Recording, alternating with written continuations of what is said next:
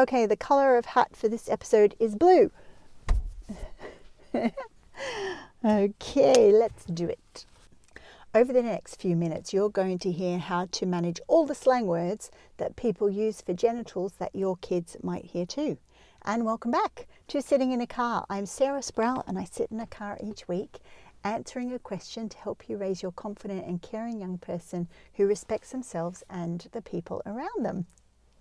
And the answer to this week's question comes from the Courage Pillar inside the Evolved Family Method. Now, the Courage Pillar shows you how to step forward and start conversations with kids when it doesn't feel natural, or when your feelings are holding you back, or when you feel anxious about the feelings your kids might have about a conversation that you want to start. So, what you may do when you have a question like this about slang, and let's just read the question in detail. Let me get it up here. Hi Sarah, what is your recommendation about teaching children or talking about bad words? I mean, like ugly names for body parts. For example, I can imagine a bad name for a vagina. That could be something like pussy, or maybe a word like cock instead of penis. Should I teach these words to my kids, or should I just let them learn it by hearing it? I could guess what your approach would be, but I want to hear it from you. What is your suggestion? So, what any of us might do if we have a question like this is try and prevent our kid from hearing words like that in the first place. We might always and without fail use the anatomical correct word for the parts on our body, especially genitals. And we might absolutely correct our kid if they use a slang word. And all those actions make sense. I understand why we would do that, right? Because many of us have been taught that using anatomically correct words is important with our children. It keeps them safer. They have language to explain if something has gone wrong.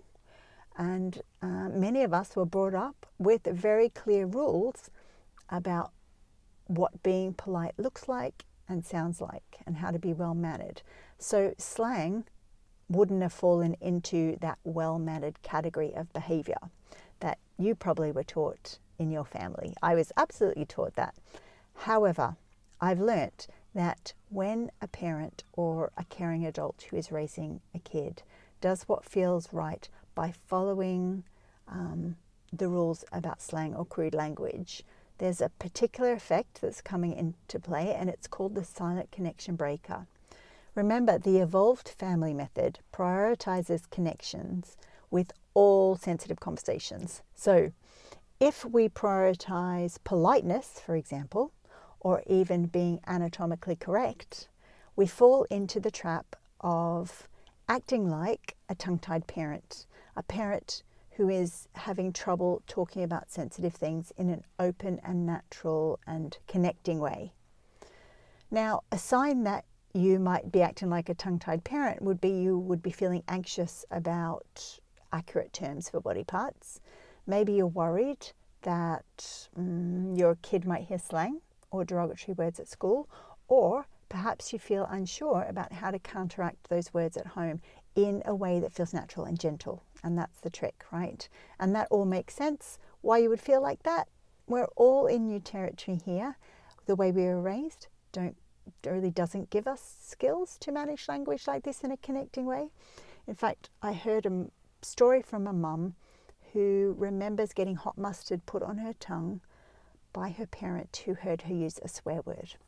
So it makes sense. If we've had an experience something like that, or being told off for using a swear word or a rough word, we might not quite know the right way to go about this part of parenting because we're doing it differently. So in this episode, I'm going to show you how to manage all the slang words for people use for genitals and other sensitive subjects, so you can banish the silent connection breakers between you and your kids, and you can move from being a tongue-tied parent over to start building your evolved communicating family, one conversation at a time. Point number 1, we do not always have to use the correct words. I'm going to say that again. We don't always have to use the correct words. And you might be thinking, what? That goes against so many things you've said in past episodes of Sitting in a Car, but let's talk more about that. We're about building connection and creating openness in our family, right? As well as giving our kids the skills to stay safe. We want to prove to our child over and over and over again that they can come to us and ask us anything. So anatomical words are important, absolutely no question about it. They're important for our kids to learn, and it's important for us to use them in our family. But when we use them, we aren't replacing the slang words with the anatomical words. We're actually adding the anatomical correct words into our family conversations and showing our kids by example how to use them, while at the same time, and this is the trick, also explaining the other words that they might hear. So this allows or gives our kids permission to ask us about words that they hear that they might not know what they mean, or tell us stories about people at school who are using different words that we don't use at home. And when our kids have permission to tell us those stories or ask us those questions, we are actively building our evolved communicating family. And just so that we're all clear that we're talking about the same thing, an evolved communicating family, the characteristics of a family like that, parents have, and other caring adults as well, have ongoing open conversations about sensitive things. And oftentimes those sensitive topics are ones that other families in the school community are not what they would be talking about. Another characteristic of an evolved communicating family: children feel able to ask questions, and parents have the capacity to answer those questions comfortably. The final characteristic of evolved communicating family is children are able to come to the adults who love and care for them the most and tell them when things aren't going right. Whether that is someone said something to them at school, someone has asked them to show parts of their body to them, someone has touched parts of their body that they shouldn't have. So an evolved communicating family is all about openness, understanding, acceptance, and connection. Step number 2, build a bridge between the words your kids hear and the words you are using at home. And when I say build a bridge, I mean draw a connection between a word like vulva, for example. And now I'm going to say a slang word for vulva, so just prepare yourself. Pussy, or fairy garden, or something even more sort of harsh like cunt. So you can say in your house, in our house we use the word vulva, but outside with other people you may hear other words like pussy, lady fairy garden, front, bottom, and you can add in other words that you can think of. And in fact, maybe your kid will be able to tell you some too. And, you could add even more crude words if you want to. Now, I'm not going to say many more crude words here because in Sitting in a Car, try and keep it fairly gentle. But I just need to, for authenticity, tell you that behind the scenes of Sitting in a Car, I have a potty mouth, and that's just the way it is. So I have never had much of a problem drawing comparisons between accurate sort of anatomical names and the potty mouth names. But we are all different, right? And we all have different levels of comfort with that sort of thing. So this is why this conversation, this question is oh so important. So building a bridge. It can look like creating a collection of slang words. So if your kid can write or read, you could start a word bank, a word collection. You could do this using post-it notes and the front of your fridge, or one of the cupboard doors in the kitchen, or you could create a poster that you cover with plastic contact paper so you can use whiteboard markers on it, so that every day if anyone hears slang words that they hear to do with parts of the body, they could add it to the collection of slang words. Now you might be thinking, Sarah, really? But remember, we're focusing on building connection. So how does this build connection? First of all, it's funny. It's showing our child that their parent, you, me, or their guardian, is up for having conversations that other people's parents or guardians think are dirty and wrong. So there is something very powerful about the experience where our child is able to say to a friend of theirs, oh, we're building a collection of slang words or rude words, and the friend says, oh, my mum would never want to do that, right? And each time a new word is added to the collection of slang words, and just for the record, you don't have to have it displayed on the kitchen if that's a step too far.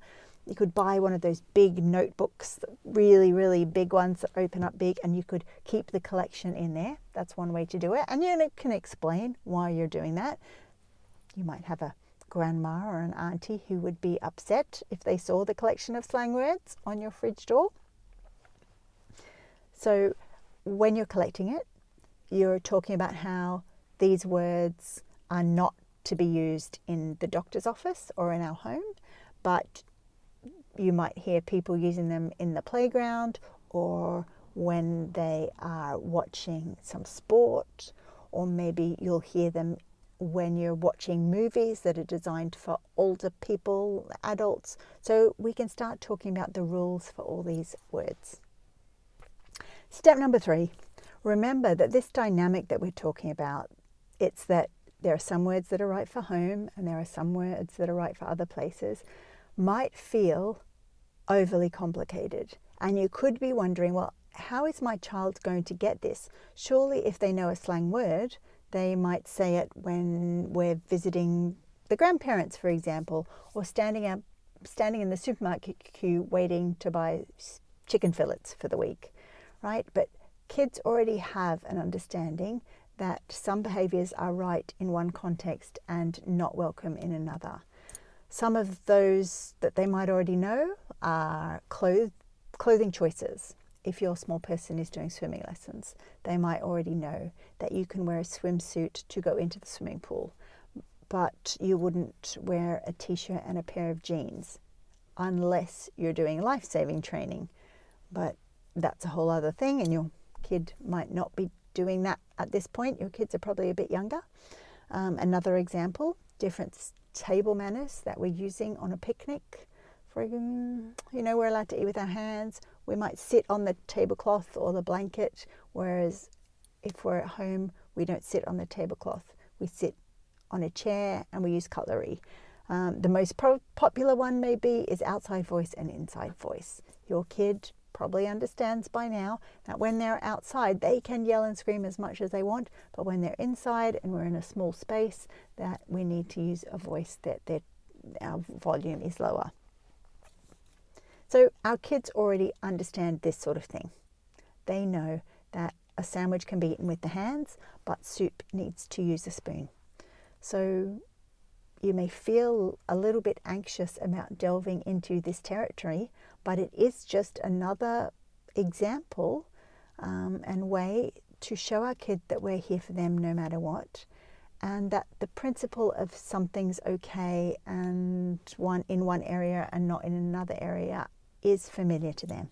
So you've just learnt how to manage all the slang words that people use for genitals that your kid may also hear. But this information doesn't do much good if you don't know how to manage your feelings and reactions before you start these conversations. And we go into a lot of detail about the skills and strategies that you can use for emotional management for yourself and your child. That's also called emotional intelligence, inside the kindness pillar, which we teach inside the Evolve School. So if you would like to learn the whole Evolved Family Method that helps parents and other caring adults have open, natural, connecting conversations with growing kids, you might like to put your name down so that you can hear the next time the Evolve School opens up. There'll be a link somewhere around this episode that you're watching or listening to, and if you click that link, you can leave me your details and I can do the rest of the work. And that's sitting in a car for another week, where I've answered a question to help you raise your confident and caring young person who respects themselves and the people around them. Bye for now. Here, no, forget it. Start again. Start again, start again, start again, start again, start again, start again, start again, start again, start again, start again, start again, start again, start again, start again, start again, again, start again, start again, start again, start again, start again. Okay, I'm gonna start again. I just zoned out there. Did you notice that? So weird, so weird.